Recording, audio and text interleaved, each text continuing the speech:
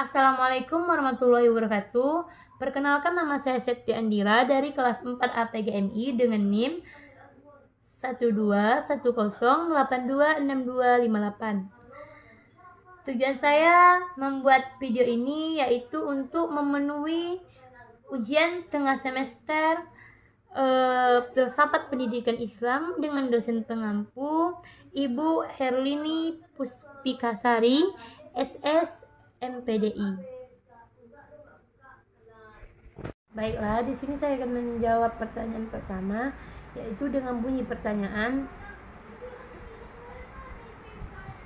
mengapa mahasiswa prodi PGMI perlu mempelajari ilmu filsafat pendidikan Islam, dan jelaskan dampak bagi mereka sendiri. Mahasiswa prodi PGMI ini nantinya akan menjadi seorang guru, yang mana seorang guru ini adalah panutan serta gambaran objek pertama teruntuk siswa-siswanya kelak. Jika cara kita mengajar lebih baik, metode pembelajaran kita lebih baik, cara penyampaian belajar kita memuaskan siswa, di sini siswa bisa menilai karakteristik kita serta kepribadian kita sendiri. Yang mana ilmu filsafat ini sangatlah berkaitan kuat dengan karakteristik serta kepribadian seseorang. Nah, dan juga ilmu filsafat ini adalah ilmu yang membangkitkan kita,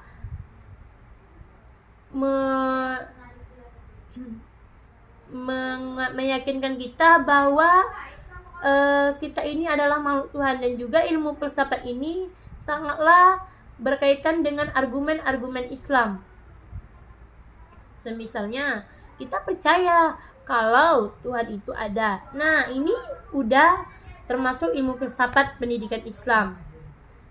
Dan juga pentingnya kita belajar ilmu filsafat ini, nantinya kita akan menjadi seorang guru, yang mana tentunya pasti ada sebuah permasalahan serta persoalan-persoalan yang akan terjadi di dalam kelas. Ketika kita mengambil keputusan dan memecahkan masalah itu sendiri, itu adalah ilmu filsafat yang kita lakukan, atau itu adalah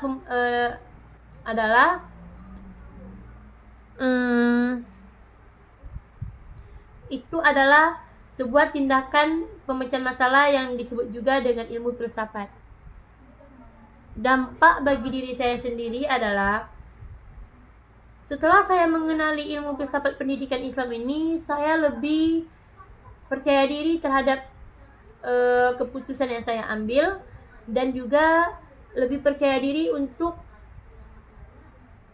memberikan kritikan kepada seseorang yang bertanya atau memberi tanggapannya kepada saya.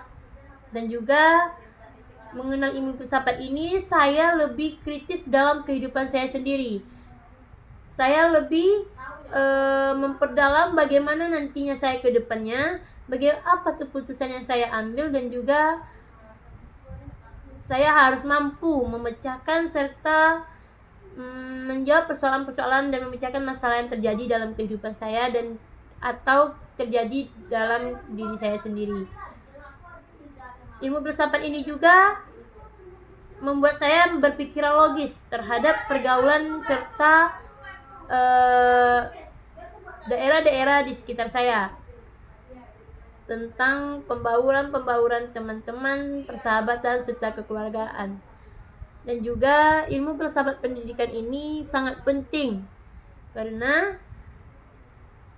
filsafat ini sangatlah berkaitan atau bisa jadi adalah tindakan yang kita lakukan sehari-hari dalam kehidupan kita. Contoh kecilnya saja, ketika kita bangun tidur di pagi hari, perut kita terasa lapar, tentunya kita akan mencari makanan yang tersedia di dalam rumah kita. Tidak mungkinkah teman-teman, ketika teman-teman lapar, teman-teman harus meneliti dulu ke laboratorium, atau teman-teman harus mengadu dulu ke pengadilan. Kenapa nih perut saya lapar, atau bisa jadi gitu. Atau ketika teman-teman sakit kepala, kenapa ya saya sakit kepala? Nggak mungkin teman-teman harus bercerita dulu ke laboratorium dan ngadu apa yang teman-teman rasakan kepada orang lain. Tentunya teman-teman akan mengambil tindakan dari diri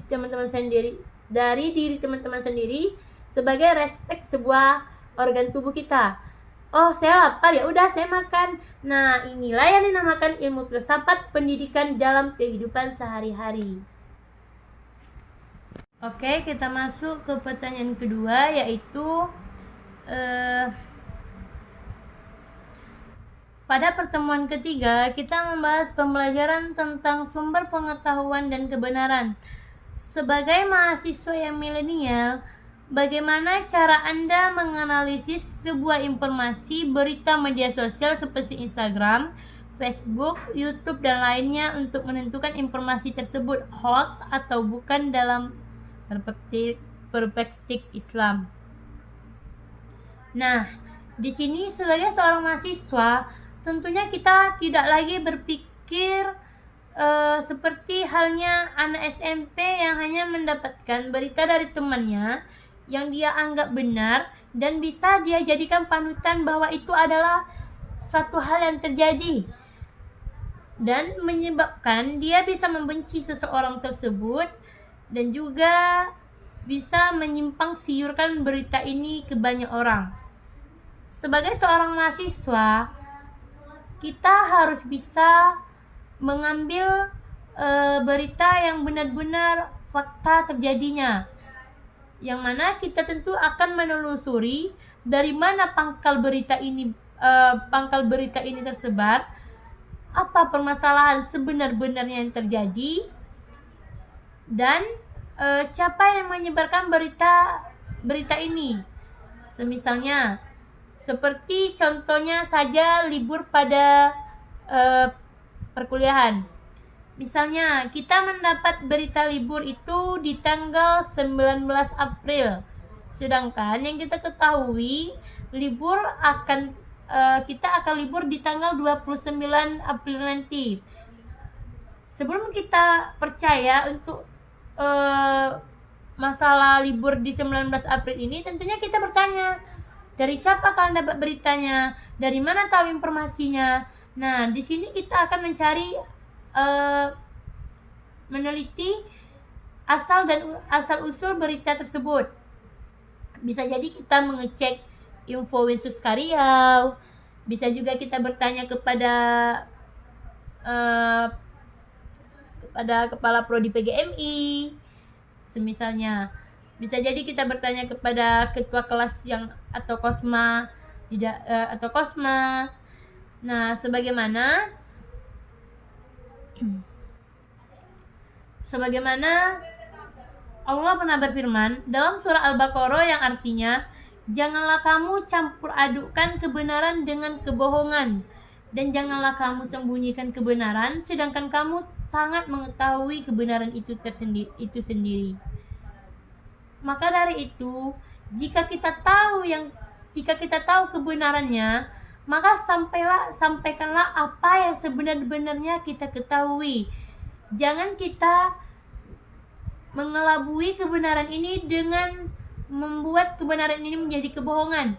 Jika kita tahu sebenarnya masalah ini terjadi seperti ini, jangan pernah menambah bahwa kita tahu lebih daripada itu. Atau bisa juga kita ambil dari masalah yang telah terjadi beberapa bulan kemarin. Seorang mahasiswa UIN dikeluarkan dari kampus. Di sini kita bisa menilai dari mana kita tahu dan di mana orang yang memberi sumber ini tahu. Seperti misalnya kita benar-benar berada dalam Zoom dan siaran langsung YouTube Winsus Karyau, Fakultas Tarbiyah dan Keguruan. Nah, di sini tentunya kita mengetahui apa yang terjadi dan bagaimana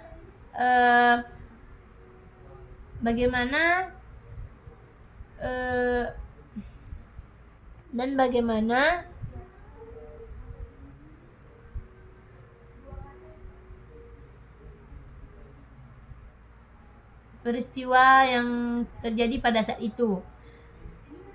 Nah, jadi di sini bisa disimpulkan jika nanti dimasukkan ke akun IG, ke akun Instagram, ke status WhatsApp, ke pemberian Facebook atau YouTube dan segala macamnya, kita benar-benar mengetahui faktanya bagaimana, karena saat kejadian tersebut terjadi kita berada di dalam dan menyaksikan kejadian itu sendiri.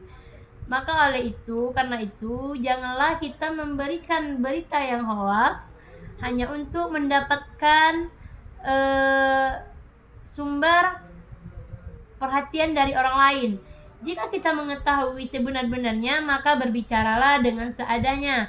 Tetapi jika kita tidak mengetahui masalah itu, janganlah memberi berita palsu hanya untuk membuat orang menjadi perhatian dan menjadi sumber pusat perhatian bagi semua orang. Baiklah, kita masuk ke pertanyaan nomor 3, yaitu jika Anda nanti jadi seorang guru MI, silakan pilih mata pelajarannya, misalnya guru PAI. Bagaimana Anda memperlakukan siswa Anda dalam pembelajaran? Jawab menurut aliran progresivisme. Nah, yang kita ketahui, aliran progresivisme ini adalah aliran yang pendidikannya harus terpusat kepada anak didiknya, bukan kepada gurunya. Semisalnya, kita harus terfokus kepada murid. Nah, murid ini bisa nggak ya kalau kita melakukan media pembelajaran ini, dia sanggup nggak ya? Atau murid ini bisa nggak ya memahami serta memakan apa yang atau memahami dan bisa mengoreksi apa yang kita sampaikan dalam pembelajaran. Oke, di sini saya jika nanti diberi kesempatan menjadi guru MI, saya ingin mengambil mata pelajaran seni budaya, yang mana mata pelajaran seni budaya ini adalah mata pelajaran yang memiliki ketertarikan khusus seorang siswa terhadap mata pelajaran seni budaya. Karena dalam mata pelajaran seni budaya, siswa dapat mengembangkan bakat-bakat mereka, seperti ada siswa ini yang suka bernyanyi, ada siswa ini yang memiliki kreatif dalam menganyam atau membuat miniatur dari stik es krim. Nah, di sini kita bisa mengembangkan bakat-bakat tersebut. Seperti yang saya bilang dari awal tadi, aliran progresivisme ini adalah aliran yang kita berpanutan untuk menjadikan murid ini lebih baik untuk ke masa depan nanti atau masa akan mendatang. Tentunya kita akan mengajari apa yang mereka minati dalam pembelajaran seni budaya ini. Semisalnya siswa ini suka dalam bernyanyi, tentu dia hanya memiliki hobi bernyanyi tadi, bisa kita didik lagi ke depannya untuk memperbaiki cengkok nyanyiannya atau menstabilkan irama nyanyinya dan menyamakan syair nyanyi ini dengan lirikan nyanyi tersebut. Nah, sebagai pendidik, tentunya kita juga harus memberikan pembelajaran yang terbaik, mempraktekkan pembelajaran ini sangat baik di hadapan mereka, agar mereka paham dan mengerti bahwa seni budaya ini kedepannya sangatlah berguna bagi kehidupan kita di rakyat luar, maksudnya di dalam khalayak ramai ataupun bagi kehidupan kita sendiri. Jika kita kreatif dalam membentuk sebuah barang, tentunya nanti kita akan menghasilkan uang dari sana. Kita bisa membuat sebuah usaha yang hasil dari kreatifan kita sendiri tadi. Oleh karena itu, sebagai seorang guru, tentunya saya bertugas menyampaikan bahwa ketingkatan hobi mereka harus lagi dibangkitkan, karena hobi yang terpendam itu tidaklah membuat mereka menjadi tertarik dalam setiap pembelajaran. Tentu saya sebagai seorang guru menyiapkan metode pembelajaran yang sangat baik agar siswa ini mengerti bagaimana pelajaran seni budaya yang saya ajarkan. Maka oleh karena itu, sebagai seorang guru, kita harus menjadikan panutan pertama itu adalah anak didik kita sendiri, agar mereka paham, agar mereka bisa memahami bagaimana pelajaran yang telah mereka pelajari ini. Dan menyampaikan kepada mereka bahwa pelajaran yang hari ini mereka lakukan jangan hanya berhenti hanya di dalam kelas saja, dan harus mereka bangkitkan di luar dari kelas ini. Mereka harus bisa lebih dan mereka harus mampu mengajarkannya ke banyak orang agar ilmu yang mereka miliki tadi bermanfaat. Baiklah, kita masuk kepada soal nomor 4. Sebutkan filosofi hidup Anda dan jelaskan maknanya. Di sini saya memiliki filosofi hidup, yaitu saya harus bisa berbuat baik dan menjadi lebih baik di hari esok daripada hari ini. Dalam artian makna,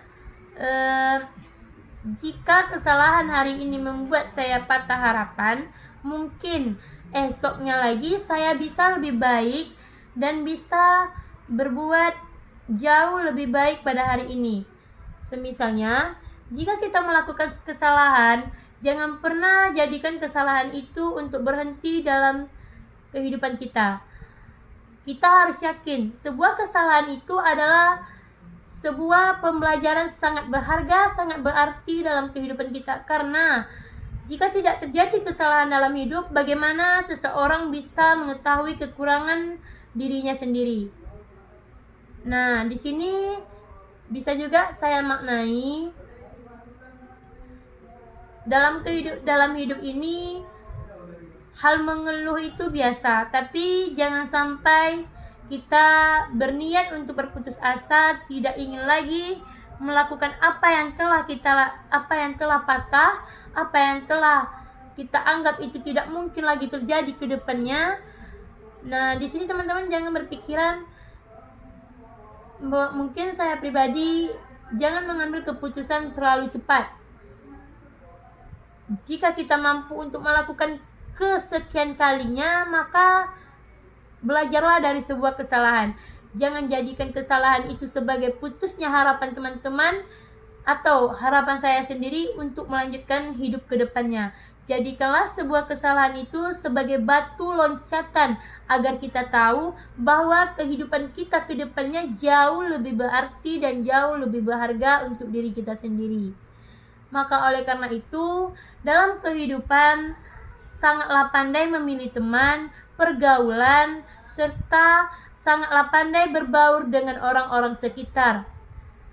Satu kunci dalam hidup, jika seseorang hanya memberikanmu segelas air putih, jangan pernah membalasnya dengan segelas air teh, karena kelebihan yang kita kasih kepada manusia tidak akan pernah diingatnya, karena manusia tidak pernah cukup dengan satu perkara. Karena itulah manusia disebut makhluk yang tidak pernah bersyukur. Maka oleh karena itu, bertemanlah semampunya dan menolonglah seadanya. Jangan menjadikan dirimu menjadi orang lain ketika kamu ingin membantu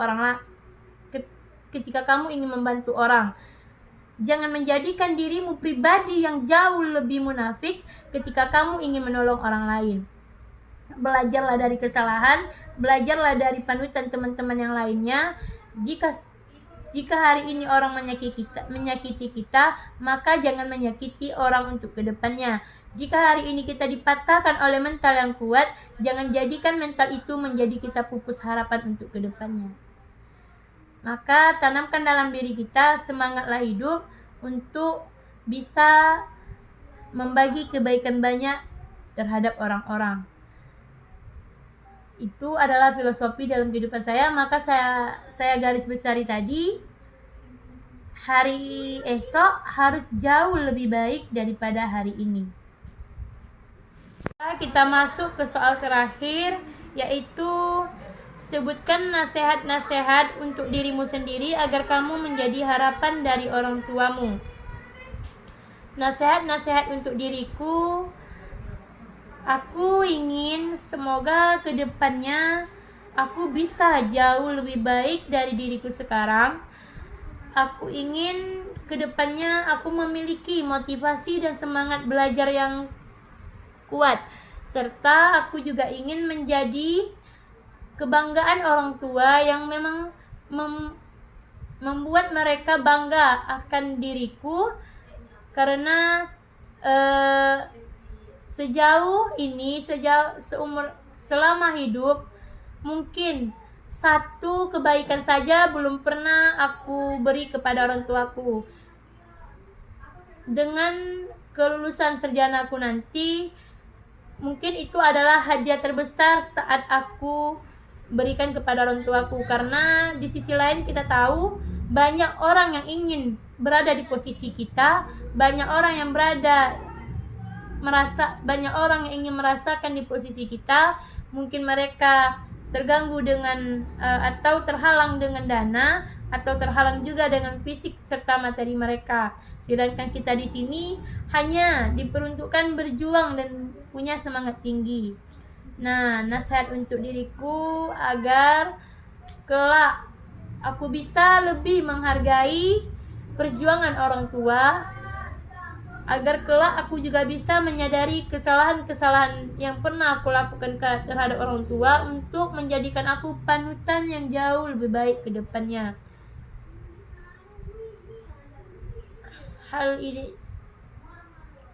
Hal yang paling aku inginkan, semoga Allah mempermudahkan segala urusanku untuk menempuh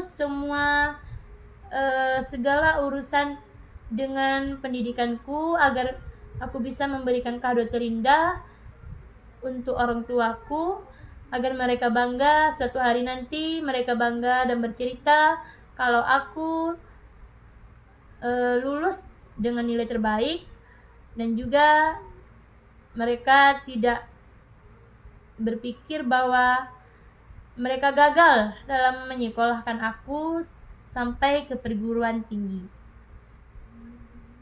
Dalam hidup tanamkan semangat, dan juga dalam hidup tanamkan bahwa jika kita tidak bisa menjadi seseorang yang diinginkan orang tua kita, paling tidaknya kita bisa memberikan versi yang paling terbaik dalam kehidupan, serta versi yang terbaik untuk diri kita sendiri dan juga untuk kedua orang tua kita.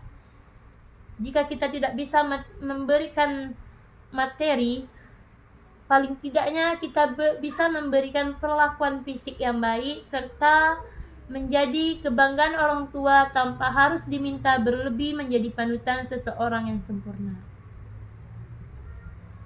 Baiklah, dengan berakhirnya pertanyaan 5 soal tadi, dan berakhir pula soalan yang kelima tadi, maka berakhir pula penyampaian saya serta jawaban saya dalam UTS Filsafat Pendidikan Islam. Saya mohon maaf jika banyak terdapat kata-kata yang tidak baik terlontarkan maupun terucapkan. Saya berbicara dalam UTS ini adalah sebagai wawasan saya sendiri dan ketentuan dalam kehidupan sehari-hari saya sendiri. Mohon maaf jika banyak kesalahan serta penyampaian dalam menyampaikan UTS ini. Saya tutup dengan mengucapkan wabillahi taufiq wal hidayah. Wassalamualaikum warahmatullahi wabarakatuh.